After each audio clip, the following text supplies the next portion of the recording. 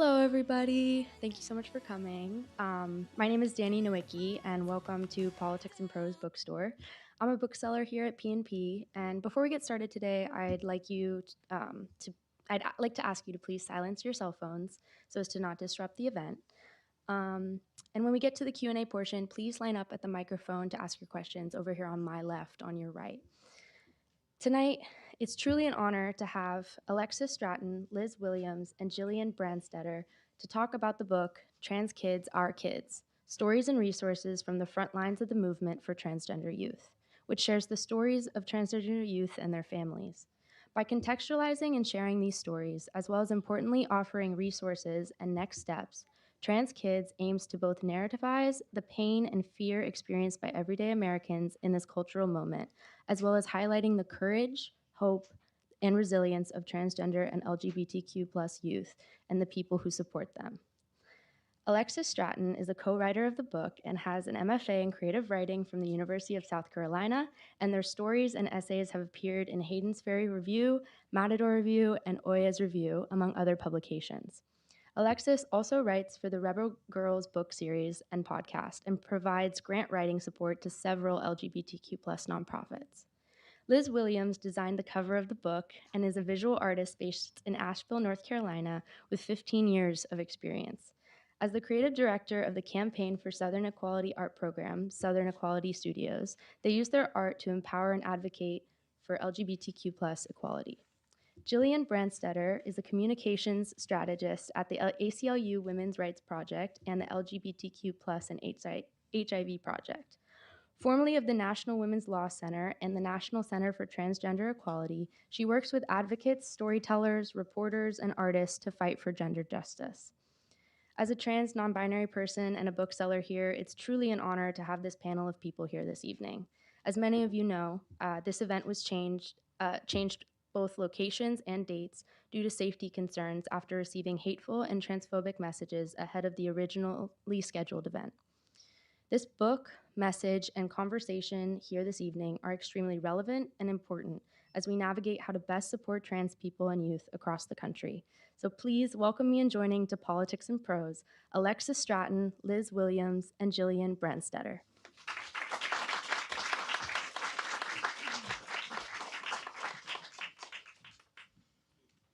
Thank you so much for being here, everybody. It's nice to see a few familiar faces in the audience. I live in Richmond, Virginia right now, but it's been so nice over this 15-city book tour to see friendly faces all across the country.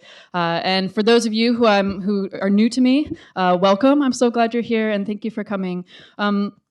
My name is Alexis Stratton. I use they, them pronouns, and I'm going to start our evening tonight by reading a little bit from our book, Trans Kids Are Kids, and then I'll invite Gillian and Liz up for a panel discussion. We'll chat a little bit, and then we'll open up the floor for Q&A. So to start off, I will be reading you a story of a trans youth and their parent trying to navigate gender-affirming care bans in their state and accessing care out of state, as well as a provider who is courageously continuing to provide care however she can. Lauren Green wasn't taking no for an answer. She and her 17-year-old daughter, Lydia, were in the middle of a 5.5-hour drive from Oklahoma to Arkansas in January 2024 for a routine appointment with Lydia's doctor when a call came through on Lauren's phone. It was the doctor's office. "Are you sure you're coming?" the front desk worker asked. "Other clients are canceling, and we totally understand if you need to reschedule." "No," Lauren nearly started sobbing. "We will be there." The office had already called once to confirm the appointment due to the weather. All morning long, Lauren and Lydia had been driving through a snow and ice storm, and conditions were hazardous. "We basically drove behind the storm the whole time," Lauren says. Lauren was determined to get Lydia to the appointment. It was time for a 3-month checkup where she could get her blood work, speak with her provider about anything that needed to be changed, and get a prescription for a refill on the medicine that she had been taking for over a year. Lauren and Lydia usually only had to drive a few miles to see Lydia's doctor, but this time it was different.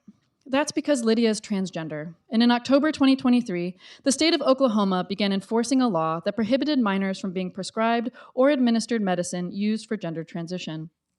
That meant Lydia could no longer receive care where they lived in Oklahoma, and the closest option was Arkansas, where a similar law had passed but was not yet in effect due to a federal court order. The drive was already proving treacherous, and it wasn't just the weather. For one thing, Lauren and Lydia hadn't slept well the night before. They had to wake up early to ensure they could make the appointment with the clinic in Arkansas. Both of them were cranky. Lauren's brain ran through a litany of worries like ticker tape. What if the Arkansas-based provider wouldn't take their insurance? What if the weather prevented them from taking the trip? If that happened, when would they be able to reschedule? And would Lauren be able to pull Lydia out of school? Where would they go to get the medication filled in Arkansas? How long would it take?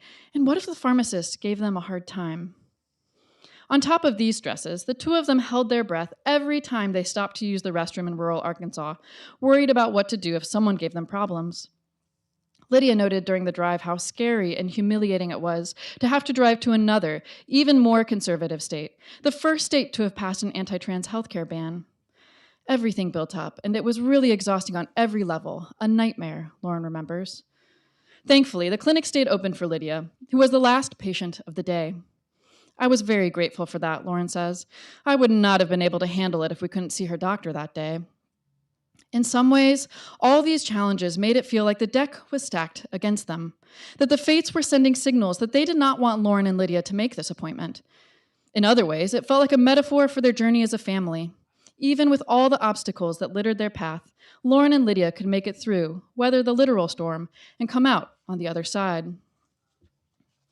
Lauren and Lydia had already been forced to relocate their care once before. For 2 years, they had been seeing a provider at Oklahoma Children's Hospital at OU Health in Oklahoma City, which worked with them on a care plan that made sense for Lydia. Eventually, she began taking puberty blockers. By October 2022, Lydia was ready for her first round of gender-affirming hormone therapy, and they were scheduled for their first appointment on a Tuesday. On Monday of that week, however, Oklahoma Governor Kevin Stitt announced plans to sign an executive order specifically targeting OU Children's, withholding COVID-19 federal relief funds from the institution unless it stopped providing gender-affirming care to trans people under 18.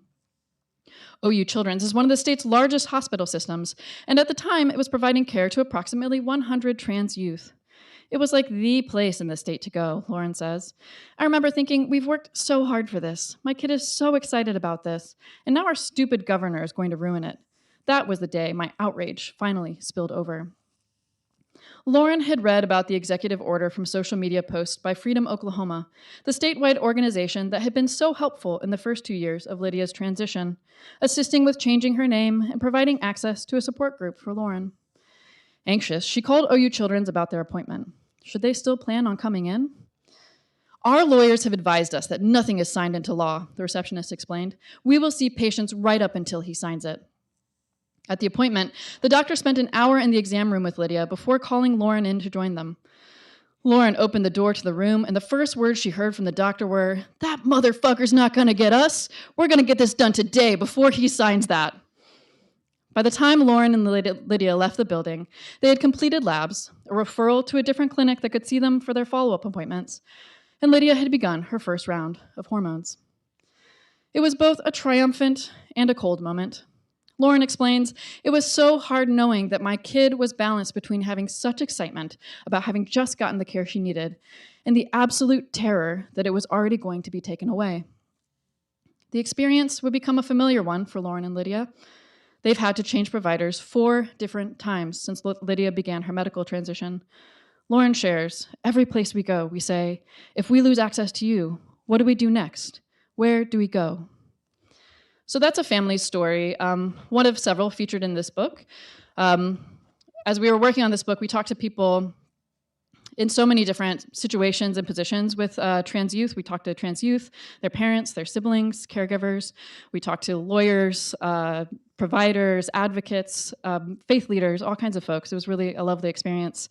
But one of my favorite stories is actually about Dr. Izzy Lowell, who runs a healthcare group called QMed and goes to great lengths to help trans youth. So this is part of Lizzie's story. When Dr. Izzy Lowell launched QMed, which specializes in hormone therapy, in Atlanta, Georgia in 2017, she figured she would be out of business within 5 years. Trans medicine is so easy. It's simple medicine. You're just replacing a hormone that someone doesn't have, Izzy explains. I thought this would become mundane, ubiquitous in 5 years or so. Everybody would be doing it. In the meantime, Izzy planned to provide gender-affirming care to trans and gender nonconforming individuals across the South. And so 3 years before telehealth went mainstream during the COVID-19 pandemic, Izzy dreamed up a revolutionary healthcare model, a practice focused on LGBTQ+ communities that would be almost 100% remote. At the time, Izzy saw a growing desire among physicians to provide culturally competent care for trans people. It wouldn't be long, she figured, before trans folks would be able to get the care they needed from their own local family physicians. And then, when it was time, she would move on to her next venture, knowing that she had helped move the needle forward on trans healthcare. Obviously, she says, I could not have been more wrong. Things shifted. In 2021, Arkansas passed a ban on gender-affirming care for minors, the first of its kind in the United States. After that, the floodgates opened, and state legislatures across the country proposed restrictions and bans on gender-affirming care for youth and sometimes adults. By the end of 2023, 22 states had enacted laws that limited or prohibited gender-affirming care for youth, including Georgia, QMed's home, and many other states where QMed practices. However, Izzy and the QMed team have found new and creative ways to continue providing care to trans youth and adults impacted by these bans. Once, Izzy took a call from a trans patient who was on a layover in Boston, Massachusetts, where providing and receiving care was still legal. Another time, she had a session with someone in a country store parking lot in Alabama, just over the state line from Mississippi, where a ban had passed into law. This was, of course, before Alabama's own gender-affirming care ban went into effect in early 2024. We are just getting as creative as we can, but it's really hard to figure out where someone can travel, when, getting them booked with a provider that covers that state, Izzy says. Multiply that by 1,000, and it's my whole job. In October 2023, Izzy got a call from the police.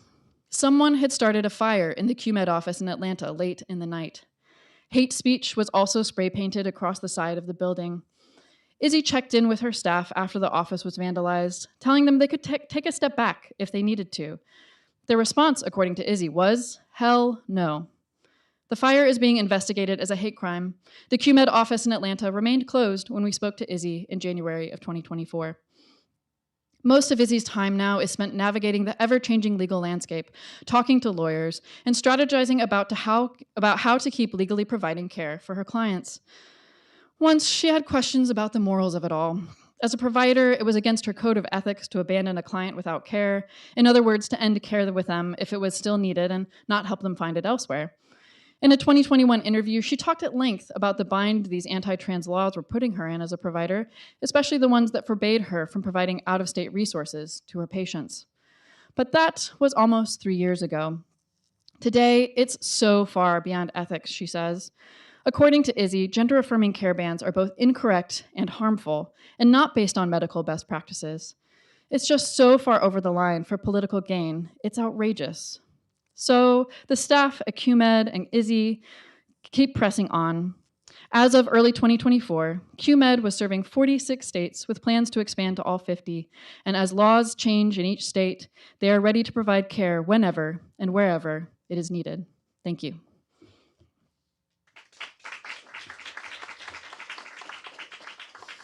And now I'd like to invite my esteemed panelists up to join me for a conversation. Come on down.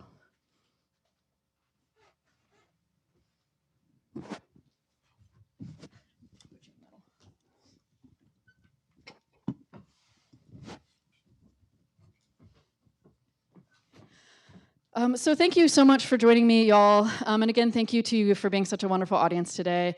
I usually open by having folks introduce themselves, but I'm so grateful to the Politics and Prose team for giving all our bios and saying hi to us at the beginning. So I'd really like to start by table setting a little bit about sharing a bit about what the landscape is like nationally and locally for trans youth and their families.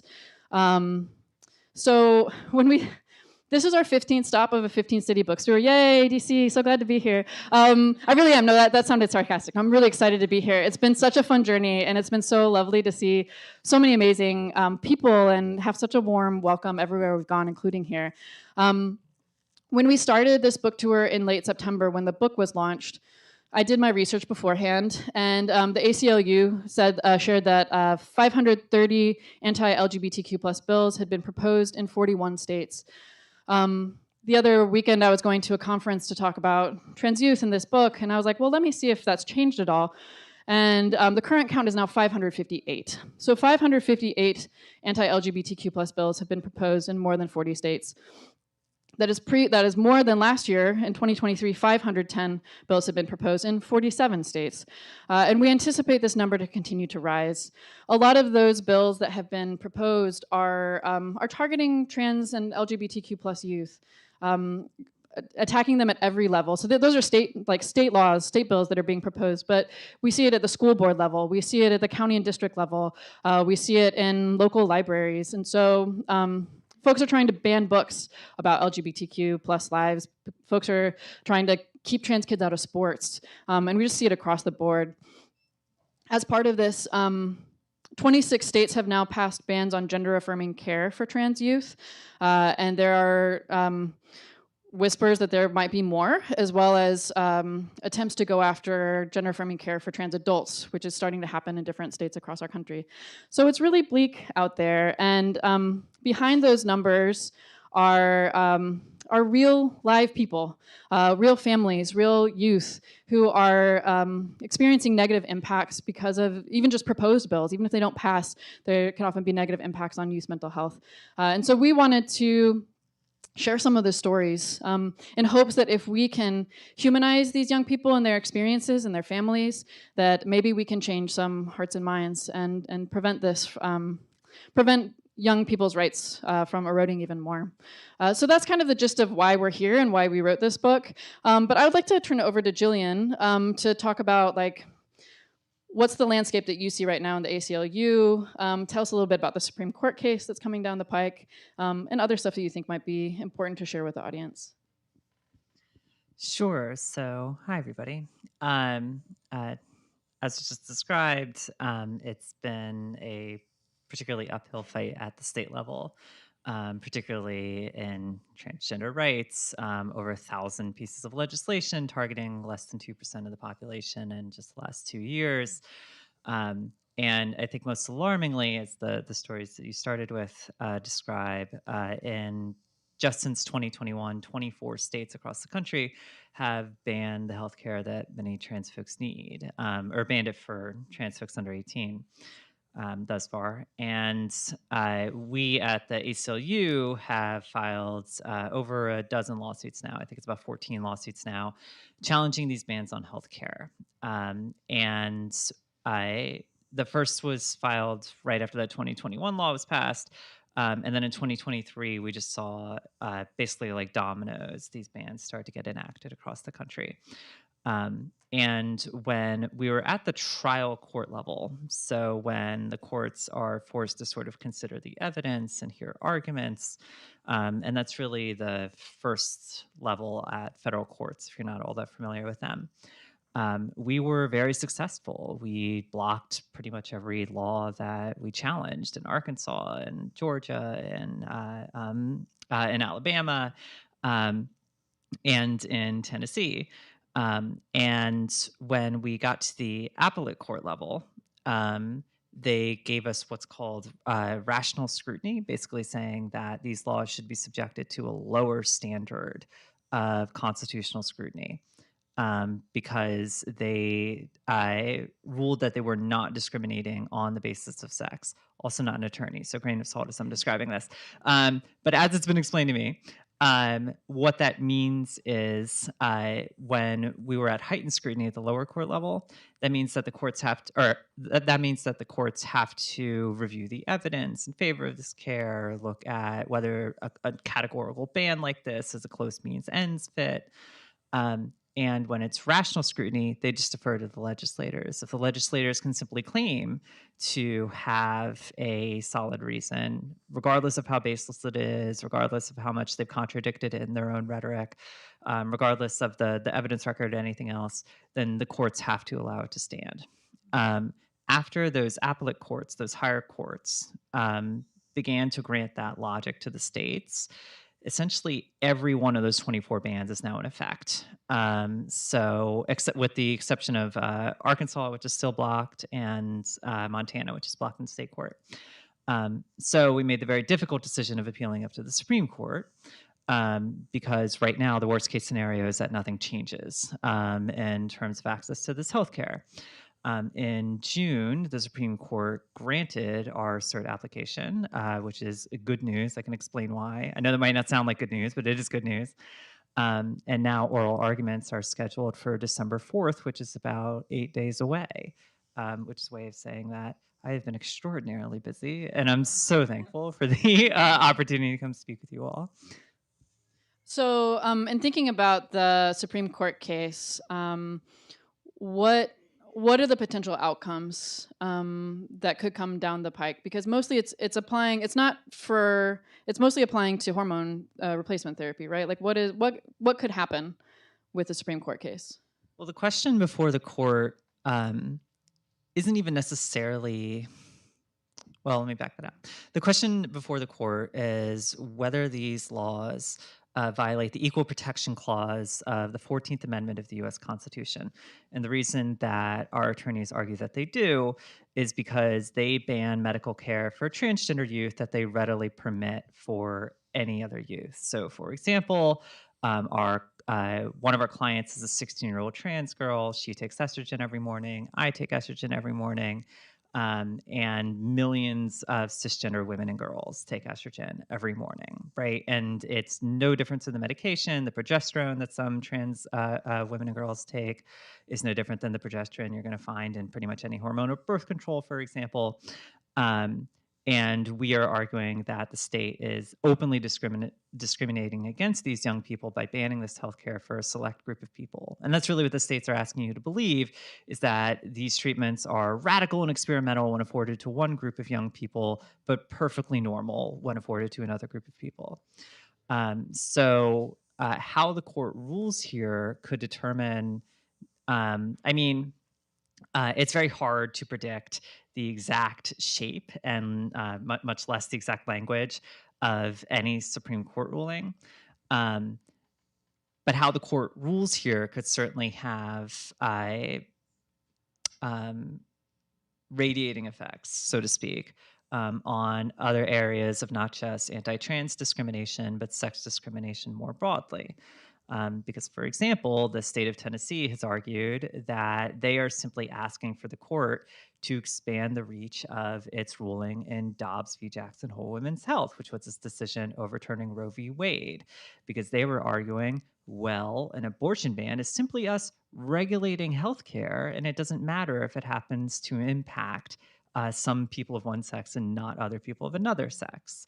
And likewise, they're making the same sort of very questionable argument about these healthcare bans, and asking the court to expand the reach of Dobbs to allow them to ban trans people's healthcare too. And that's important because it's very much the same politicians, the same organizations, the same activists who are fighting for abortion bans and in favor of banning abortion, and certainly like fetal personhood, abortion criminalization, and much more, who are also turning against trans folks. So how the court rules here could have implications, obviously, broadly across trans people's lives, but broadly across, I think, anyone's life if you're ever in danger of failing to conform to what a politician thinks your life and body should look like. So it's a very important case, obviously, yeah, it's hard politically right now. It's a challenging time in the courts too, and I think we'll have to we'll see how it goes. But thank you to the ACLU for all the work you're doing. It's really important. So I wanted to pivot a little bit and talk a little bit about how this book came together. It's kind of a miraculous story. So I got my master's in creative writing from the University of South Carolina. I graduated in 2012. I wrote a master's thesis that was a fiction novel. I thought it was the best novel in the world. And I've been trying to get it published ever since. So it has been years and years and years and years and years and years. And for this book, delightfully, a publisher in Brooklyn, New York, reached out to one of our co-authors, Jasmine Beach Ferrara, who is also the executive director of Campaign for Southern Equality. this publisher reached out and said, hey, I saw an article in the New Yorker about the work you're doing for trans youth in the South. Do you know anyone who can write a book about trans youth and their experiences right now? And Jasmine said, oh boy, do I. And Jasmine also has an MFA in creative writing. I have been a grant writer with Campaign for Southern Equality on a freelance basis since like 2018. And Adam, who is our other co-author, is the communications and policy director at Campaign for Southern Equality. So Jasmine put our little dream team of writers together in November or December of 2023, brought on Liz as our cover designer, as well as like a thought partner in the process. We, tapped some of the other Campaign for Southern Equality team members to help us brainstorm who to talk to and what the shape of the book should be. We started the book in earnest in January of 2024. Between January 2024 and April 15th, we interviewed 50 people from 19 different states and wrote a 60,000-word book and sent it to our publisher. It was a very fast process. It's quite like a snapshot of the experiences of trans youth and their families in early 2024. It was a lot of work in a very short time. Fortunately, Campaign for Southern Equality flew me down from Richmond and brought the Asheville team together for 2 week-long writers' retreats in Asheville in January and February, or February and March, where we wrote the bulk of the book.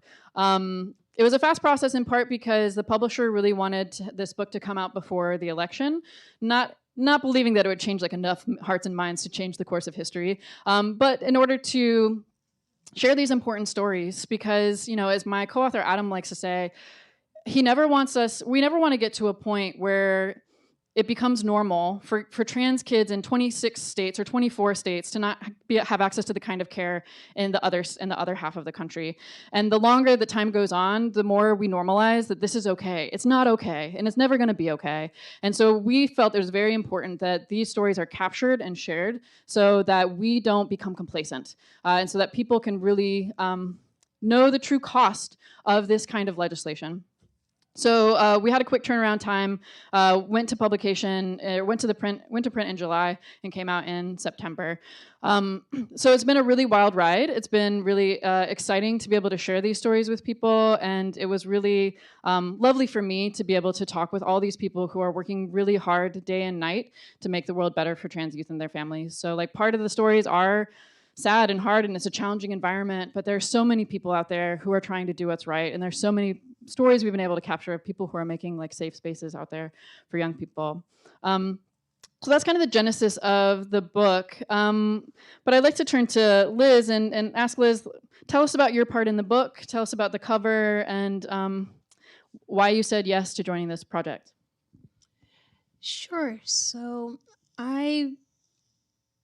working with Southern Equality Studios, the art program of Campaign for Southern Equality, I'm always available and excited to be included in anything, especially when being an artist at times feels a little othered, a little weird. So to be able to be a part of a project that is so important with reporting the times, I absolutely was up to do that, especially working with wonderful people like Alexis, Adam, and Jasmine.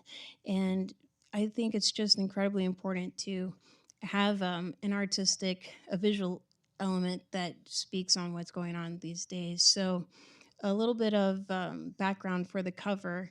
I have for the background this maze to illustrate how incredibly exhausting this journey is for so many people, especially trans youth who are just trying to be kids, with trying to find ways to have agency within their body and safety and to feel secure wherever they are. And I added on top of that just hopefully a little glimpse of hope with the trans pride flag, as well as a texture that is of a blanket, because I wanted people to see this and know that even though we are in really dark and trying times and things are so desperate, there are still people, caregivers, family members, friends, community members who are there to offer support and comfort. And so the texture is of a blanket to kind of illustrate that comfort that community brings while we struggle on. Thanks, Liz. Can you tell the group about the other items that you've designed for our tour?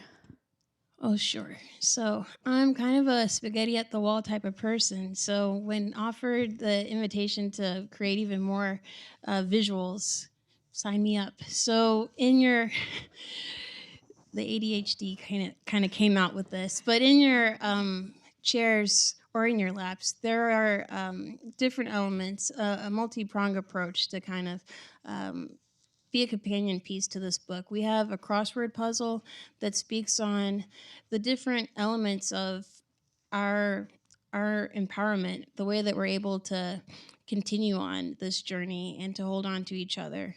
And there's also a word scramble inside of there that has another message to drive home on why it's so important that allies as well as LGBTQ members, they show up and they aren't quiet, because these aren't normal times. Also, on the other side, there's a maze to illustrate some of the obstacles that people are facing. We have money, travel, finding healthcare providers that are allowed to do their jobs.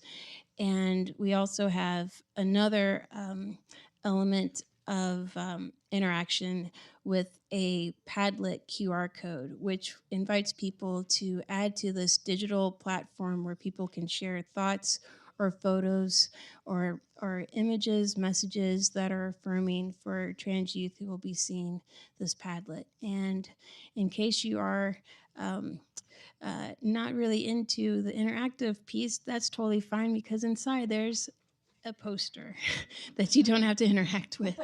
But hopefully you'll find something that resonates with you, because it's just another way of me just saying that we see y'all, especially as this new presidential term is starting up. It's exhausting, but we just want people to know that there is comfort when we are kind of at our end rope, and there's comfort in the people that we have in our lives, and people that you don't even know that you're going to meet in the future, like you all. You're all strangers, but future friends maybe.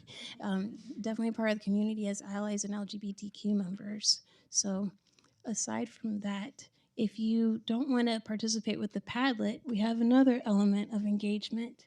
We have these postcards.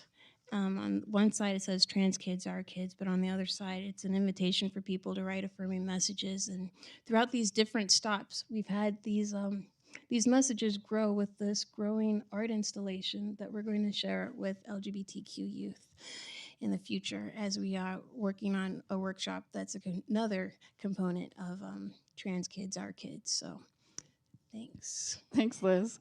Yeah, round of applause for Liz. Thank you. So once we're done speaking here, we welcome you to come up to this table or somewhere where we'll put you, because I don't know where we're signing. But we'll find a way for you to make some of these postcards up here. We have, for those of you who are not artistically inclined, we have stickers. You can put stickers.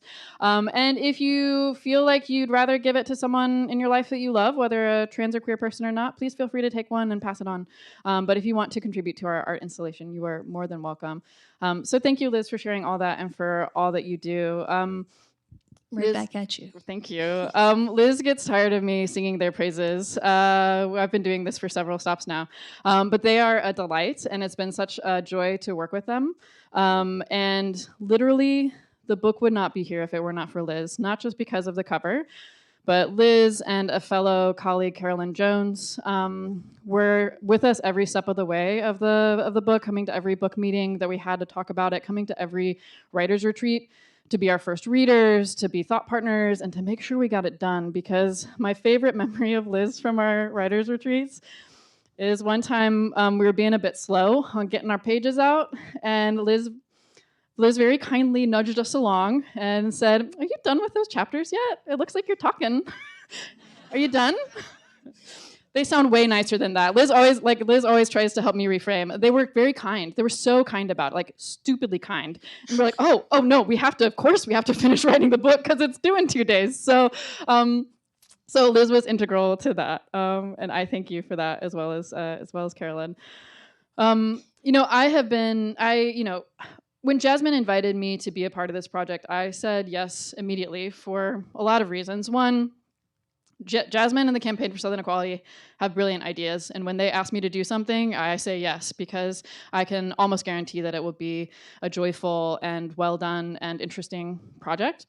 But I'm queer, I'm non-binary, I've been in LGBTQ plus advocacy spaces for more than 10 years now. And so the issue is really important to me. But beyond that, I am the proud step-parent of a delightful, wild, energetic 11-year-old non-binary kiddo.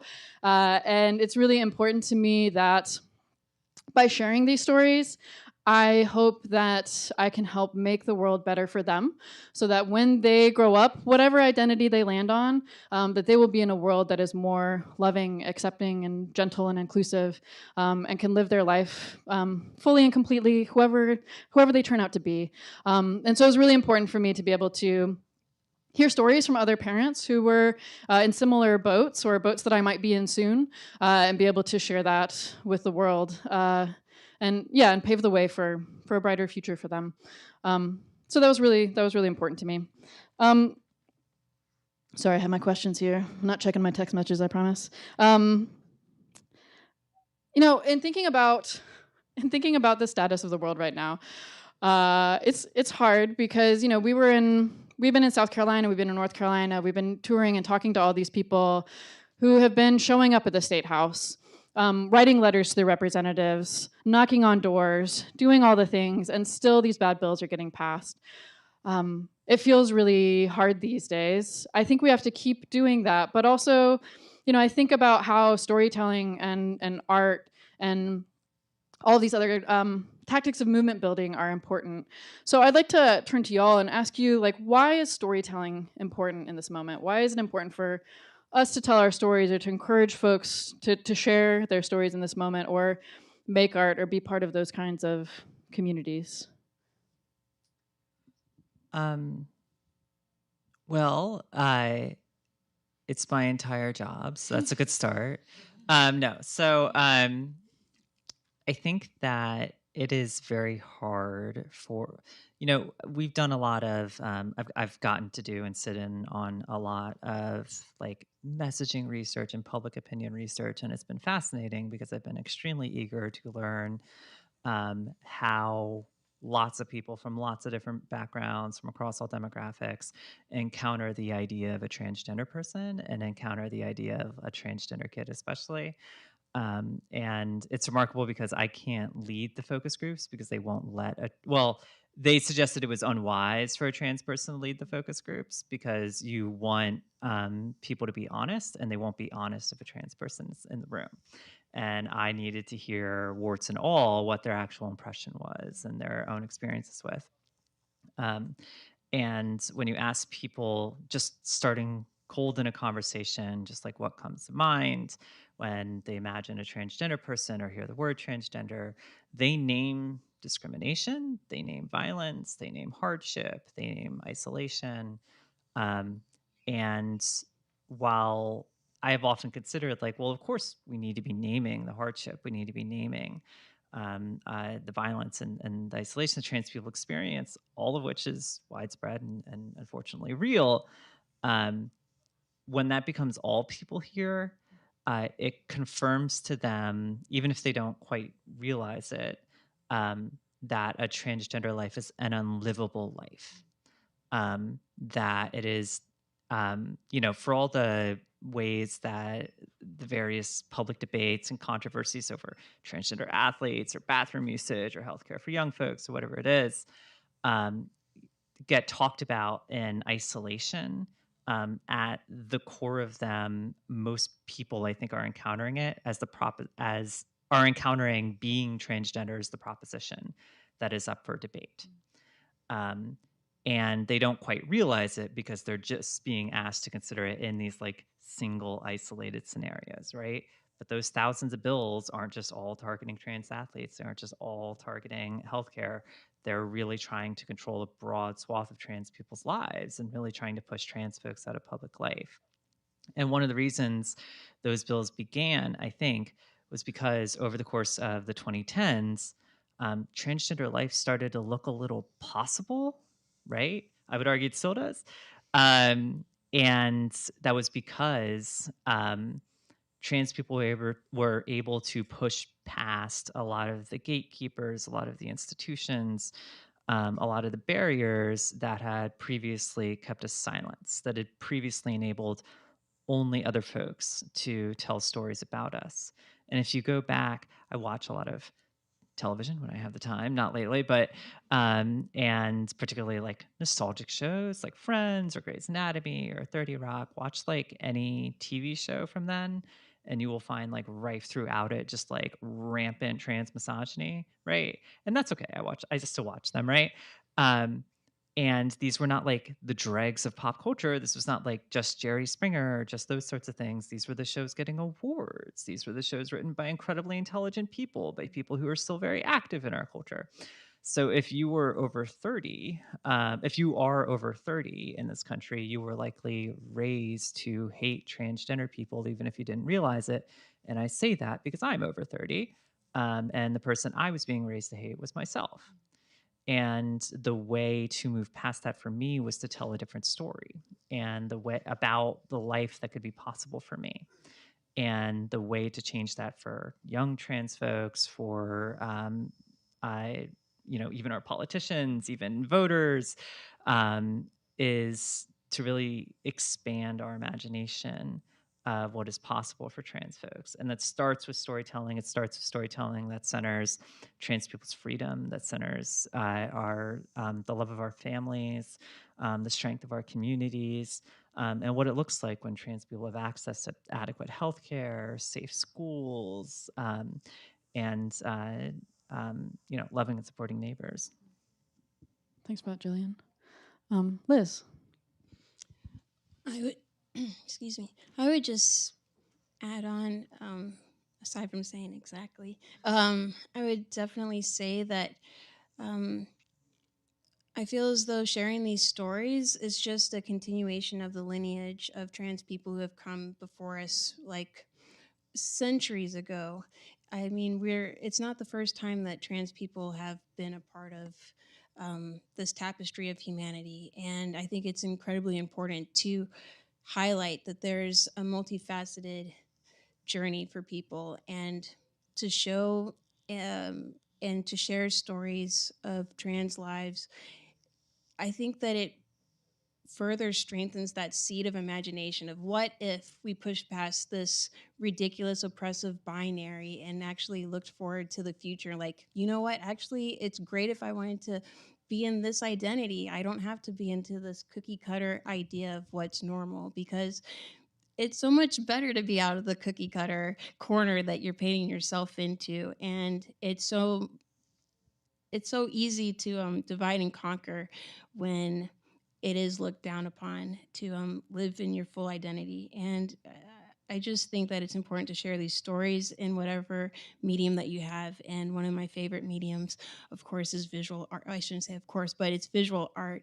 And I think it's just another element of expanding your imagination versus what you can just see, and just expand your idea of what liberation can be for yourself and for the future, as well as imagining what it was like in the past and how there are so many people who are thriving and striving. I mean, I was just watching Cabaret, and I was like, there are trans people in Berlin, and it's just, anyway, it's possible to be happy. How did that go?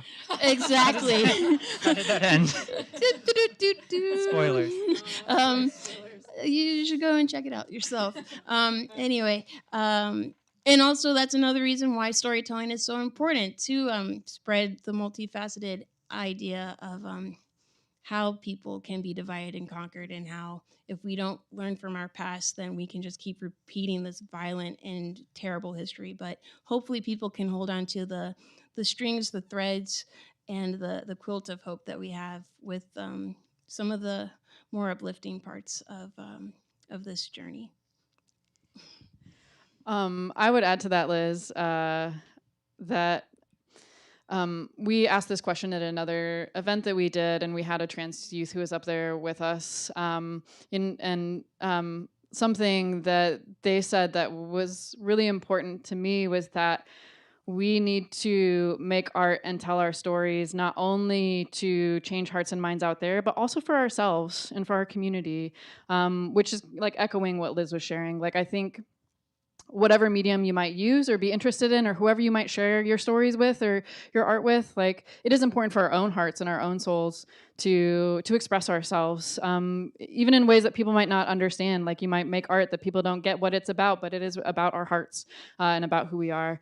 And so I think it's important for our very survival to share or to make art and share it if you wish, or just do it for yourself. I think it's just part of being human, an important part of engaging in our humanity. So it's bleak out there. We've established that, and it feels hard day after day to keep doing this work in whatever way you might be doing it. I'm curious to hear from y'all. Like, what can people do today, tomorrow, this month, this year, if they care about trans or queer youth?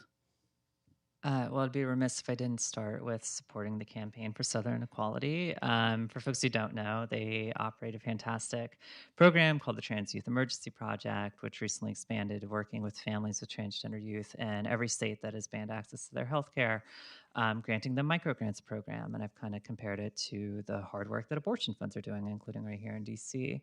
And it's exactly the kind of direct service, direct support work that is going to be so important. And, you know, I'm always thinking about how after the Supreme Court's Dobbs opinion, the number of abortions performed in the United States went up, and obviously went down in states that banned it. But in the states that did not, they boosted care, they boosted support, they boosted access. And part of that was through supporting grassroots and community efforts like this. And likewise, I think that, you know, this healthcare was, well, is and even before it was being banned, was already very difficult to access. It was already something that many families already struggle to find affirming providers for, inclusive insurance programs for. Any trans adults can tell you that it can be an arduous and maze-like process for accessing this care. So certainly, you know, half the map, deciding to outlaw it and threatening to throw doctors in jail and much worse, doesn't really help matters where we stand. You asked me to bring hope. What was that? What can you do? Point being, I think that you know, I was reading Sarah Schulman, who's fantastic. If you know her, she's a fantastic activist from ACT UP and other radical liberation movements. And she invoked the slogan that ACT UP had, which was, "We're all we've got, and we're all we need." And really, I think that I keep thinking of how can I make sure or do everything I can for these families that they're okay regardless of how this court rules. And I know that I can't do everything, but I think that we can do a lot.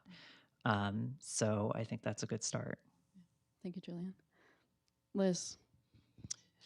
I would say when you get a chance, if you could do the postcard or the Padlet, that would be fantastic. But also supporting ACLU is incredibly helpful. And also if you... We're good. We're going to be okay. Support these folks, please. Okay. Please. Thank you. Also, if you see the stories that are shared in the book and you come across inspiration, feel free to like reach out to the people who are mentioned and see if you can find different ways that you can get involved, or maybe bring what they're doing in their respective towns, bring it to DC or whatever area you're living in. Another thing is you can buy multiple copies, and you can give those copies to libraries, free libraries, teachers, counselors, healthcare providers. Like, it doesn't have to just end here. Also, the proceeds that are coming from the purchase of this book goes towards the Trans Youth Emergency Project. So if you purchase the book or you're purchasing additional books, you are helping already, without even having to go to southernequality.org's website. So thank you very much for being here. And also, lean into each other and create community where you can, especially checking in on people these days is so incredibly important, because there are a lot of people who are holding up, and isolation is exactly what people who are coming into the upcoming term, and also already here now, what they are really thriving for, with dismantling communities and dismantling people's hope. So reach out to people and let people know that you're there to care for them. And if you're not a visual artist and you're a culinary artist, I know people love chicken noodle soup or any type of soulful food that will lift their spirits, or you can tell a joke if that's your artistry. And I think that's what I have right now. You're amazing, Liz. Thank you. Thank you both for bringing up the Trans Youth Emergency Project. I was remiss to not mention it sooner. So we launched the Trans Youth Emergency Project in 2023, a campaign for Southern equality. We provide $500 grants up like every 6 months if people reapply for folks, trans youth in banned states and their families to get access out of state. We provide patient navigation, education, and other services to help them access that care. So far, we have distributed $600,000 in grants for youth and their families since 2023. And we're planning to expand for every state that needs it.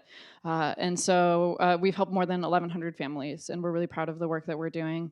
So please feel free to support that project. The other thing that I would say is when our publisher asked us about writing this book, he was like, we really want a resource guide. We want a resource guide. We need resources. And we were like, listen, if we put a print resource guide together today, it's going to be out of date by the publication date, by tomorrow probably, because resources are constantly changing.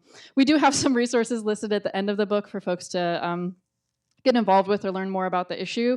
But I was talking with Adam about it when we were figuring out like what to share with people about what they could do. And I was like, what can we tell people? We can't tell people anything. They've been trying so hard and there's nothing left to do. That is wrong. It was in a dark place. But what Adam reminded me was that like the stories in this book are resources. They are the stories of our family and friends are resources. They're the things that can help us keep going in hard times. And I think that the stories that we highlight in this book, they give me a blueprint for different ways that folks can get involved. You can't always be out at every protest every time. Maybe it's not your speed, or you've already done that 10 or 20 or 30, 40 years ago, and you need more to do or other things. Maybe you're an introvert. And so like you could volunteer at a queer youth prom, like someone does in this, or like at a queer youth prom like the one we feature in this book. You can support your local affirming faith community, or help make an affirming faith space in your place of worship. You can donate to groups that are doing good work, and more than anything, you can love and support the trans and queer people in your lives, whether they're young or old. And that's just, I think, by loving each other and caring for each other and supporting each other no matter what our identities are. That is one thing that we can all do, and we can all do it every day. And I think that if we keep approaching each other with love, then we can help fight the thunderstorms to come and help each other survive and thrive during the challenging times that are here and ahead. So I hope that we can all help spreading and sharing love. So I would love to open up the talk for some questions and answers. We can take a few. If you would like to, if you could please come up to this microphone. If you need me to come out to you with a microphone, then I'd be happy to, or we'll repeat your question if you need us to. So any questions, you're welcome here. Also, if you already do give to the ACLU, thank you. I wasn't trying to... Somewhere one of my development colleagues just shot up. Give anywhere and everywhere you can at this point, really, like whatever suits you. Anybody? Yeah, come on up. Like you, I feel like I'm in a very dark space with this election results, and even on the Hill with banning bathrooms for new member. I have a trans grandchild, and other than loving them, how do I help other people, other than giving them the book, which I will, but the ignorance, I want to say stupidity, and I'm going to just keep it at ignorance, suggestions for helping me to help others to get past that. Anything like that would be helpful. I can start.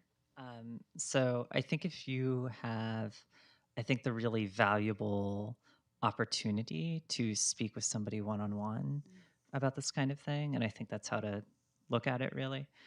You know, part of it is that most people don't even know a trans person. It's like between a quarter and a third, depending on like the time of day, I guess. And so part of it is simply in supporting somebody in your own family. That's already going a long way. That's already like the most powerful, like sort of effect that we know it has. And then two, I'm perhaps a bit sadistic in that I'm very curious about what is driving those anxieties for folks and talking through it with them. And, you know, influence and changing minds is more often about listening than it is about speaking in a weird way. So our client in the Supreme Court case, 16-year-old girl, and she is what? Do you ever watch these like Jubilee videos on YouTube? If you don't know what they are, it's like a battle royale for debate. Basically, they just put like they throw out a proposition and they put like 20 people in a circle, and then they all can rush the table and literally argue with each other at like 30 seconds at a time. And our client I was watching these a lot, and she was saying like, I feel like that's what I'm walking into with this case, is that I have to know all the facts and I have to memorize everything. And what I told her is that most people don't form their opinions up here; they form their opinions here, and then work their way backwards to justify how they feel. I think trans people invoke a lot of anxiety in people, even well-intentioned people, even people who are not as, I don't think like Nancy Mace is interested in having her mind changed, right? Like this is not somebody who is acting in like good faith or good intent, much less, all the other politicians who are passing these kinds of bans. But for the many, many people who are, and I think there are a lot of people who are, I think that trans people's freedom is a really scary thing because their own freedom is a really scary thing, right? People like order more so than they admit. They like being able to predict what's next more so than they admit. And trans people challenge something that is really like not just one of the world's oldest hierarchies, but kind of the first hierarchy that most people grow up with. Um, and and also like how they move through the world and sort of how they sort of make judgments about their own safety, regardless of how wise or accurate those are.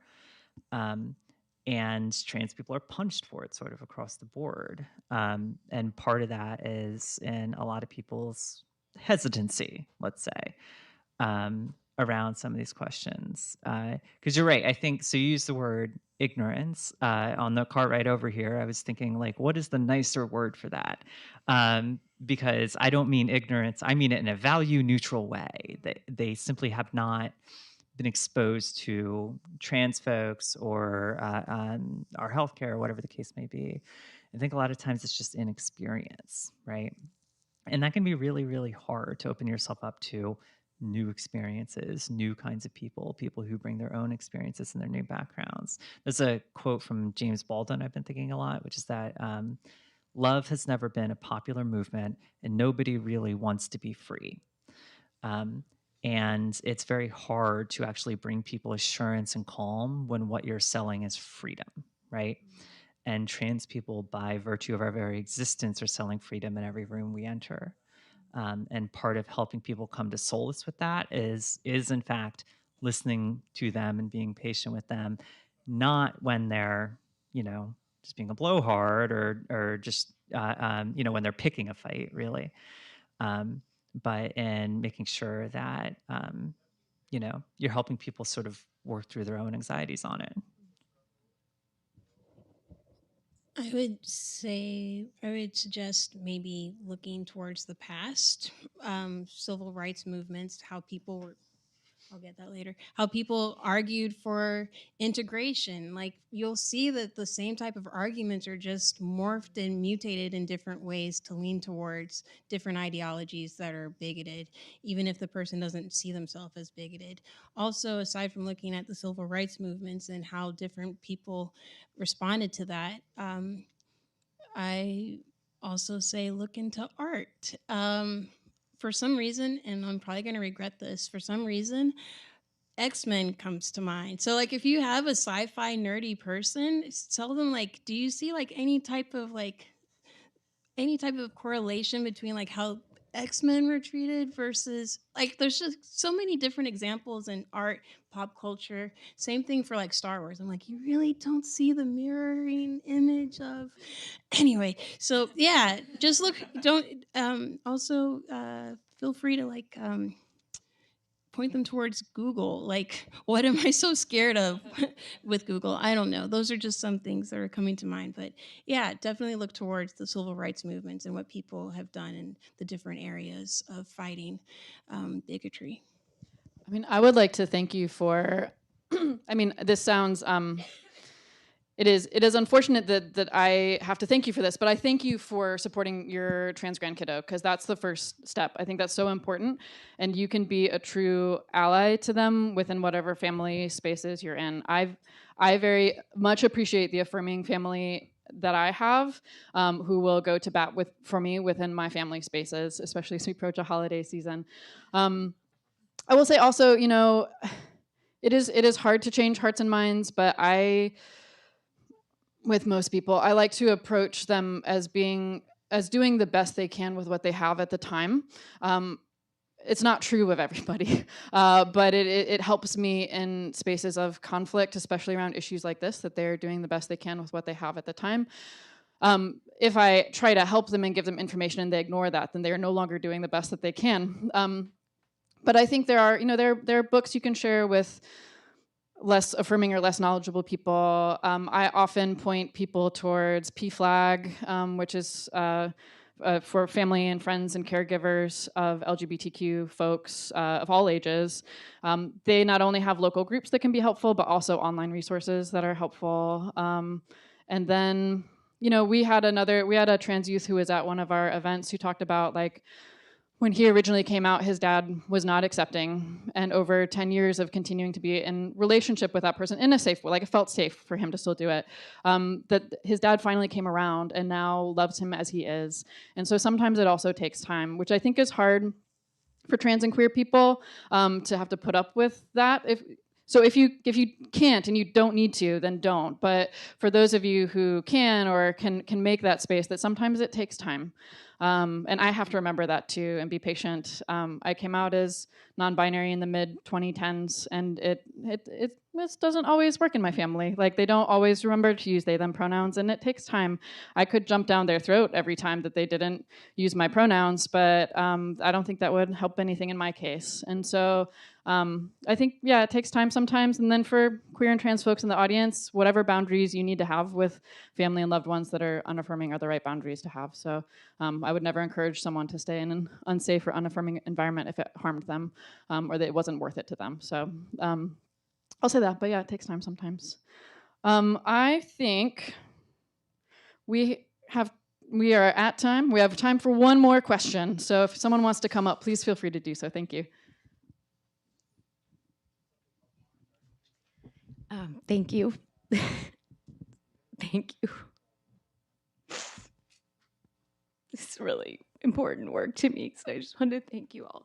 I have a couple of additional resource ideas to add to the amazing list that you already gave, and then I do have a question that I'd love to hear your insights on. Number one, I think, especially given where we are in the country, I think there can be a misconception that there are sort of the bad, unaffirming places where all the harm is happening, and then there are like the blue sanctuary places where it's like a utopia that's inclusive and safe and you have the access, but it's actually so much more complicated than that. And neither is true. Yes. Yeah. And so for people here, and especially in Maryland, for example, that's been a sanctuary state for so long, we have been receiving families fleeing from other places. So wanted to add, among many ideas, like to participate in mutual aid around supporting those families, getting them the resources, the community that they need to start new lives, often to keep their kids safe and alive. And if people are interested in that, like, definitely let me know. And then similarly, we need advocacy in legislatures too. Like, we fight off the bad bills. The difference is they don't pass in some of these places, and if we don't keep fighting, they might. And we had a hugely important win last year in Maryland, actually passing a bill to shield providers of gender-affirming care. We need energy and advocacy in the state house to get things like that over the finish line too. It's not just about fighting the doom and gloom. We need to have the energy and the awareness and protections. So those are just a couple of ideas I wanted to add with the audience. My question is around the tension between the incredibly urgent need, for all of the reasons you all articulated so beautifully, for storytelling, the tension between that and safety right now, because some of the most powerful things that trans people and families and parents of trans and non-binary kids have are our stories that humanize it, that help people who don't even understand the transphobia that lives deep within them to dispel that. And to come to the issue in a different way. But it's just feeling, in addition to really practical considerations like honoring our kids, autonomy and their own decision-making about what they disclose about their identity, especially for younger kids, of course, it's just feeling more and more scary and vulnerable to put that information out there. And through your journey writing the book and talking to people throughout the country, how people were navigating that tension when we need those stories so badly. Yeah, so when we filed the first lawsuit against a statewide ban in Arkansas, we had 4 families and they all used their full names. They were all willing to do media. They were all willing to speak out. And in the more than a dozen that we've filed since, almost all of them are Doe clients. They're all Jane Doe, John Doe. And very rarely willing to speak with media, in part because the hostility, the harassment, the threats, like sometimes literal violence that they've been experiencing for speaking out on behalf of their kiddo is extremely real and running very hot. And we've seen it target children's hospitals. We've seen it target school districts. And on top of that, I also think of in 2022, the state of Texas, I began investigating families of transgender youth and threatening to remove transgender youth from their parents' custody over provision of this care. The families that I had worked with for doing media, for doing advocacy, for speaking out in state houses, sent just a bone cold chill immediately through, because that absolutely terrified them to their core that they could lose custody of their children, as it reasonably would. So you're right that visibility without protection is a trap. And part of that is, one, it's hard to imagine what a mass movement around this issue looks like, specifically because trans folks are such a small portion of the population and relativity, right? So part of that is, one, having solidarity with other movements and encouraging them to have solidarity with us to help build out and ensure that safety. 2, on just a more like practical individual level, it's really like a lot of that storytelling, a lot of that visibility, a lot of, like, we just stood up a campaign around this, is done by organizations like ours. And that was when I first started the ACLU a couple of years ago. One of the first things I wanted to know was, like, what does safety look like? What does security look like? What does privacy look like? And how can we take like a step-by-step means of protecting their digital presence online, protecting them from being doxxed and harassed, making sure that we aren't doing media in their home where they could potentially be identified, and those sorts of things. So a lot of it is on folks like me and folks like us who are doing some of that gatekeeping, so to speak, and making sure that we're doing everything to preserve that safety. For example, we're going to have a rally outside the Supreme Court on Wednesday, and there was a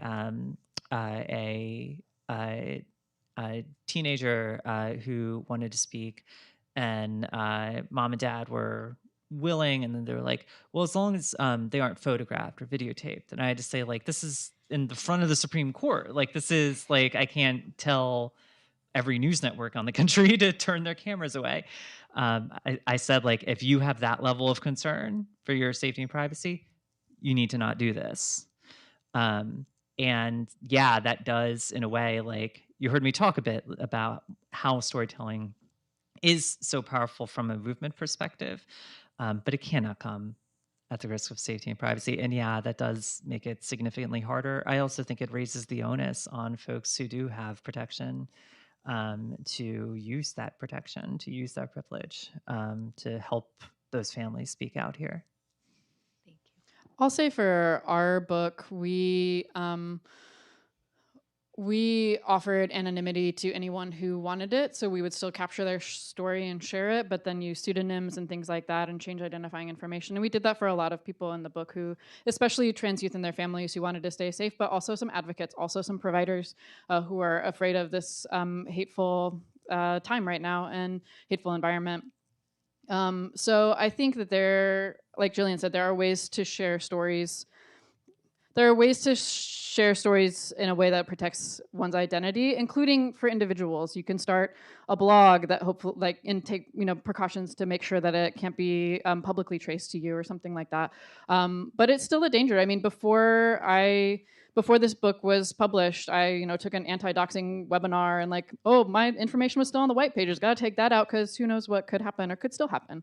And it's scary. We changed the date and time of this event because of anti-trans threats and threats of violence against us. So it is a real threat, and I think we have to do our own internal check of the safety needs that we have, and especially with our kids, they may think that they want their name or image out there, but they don't know that the internet is forever. And so with kids and young people, I'd be especially cautious. Yes, autonomy, et cetera, but the internet is forever. You don't know that yet. And so being careful with young people that they either know what that means or that we anonymize it regardless. Because we have to keep people safe. That is of utmost importance. Liz, do you have anything else to add on that question? No, I think you covered it beautifully. Thank you. Liz. Thank you all so much for being here. I really appreciate it. Thank you So much. Truly, this was so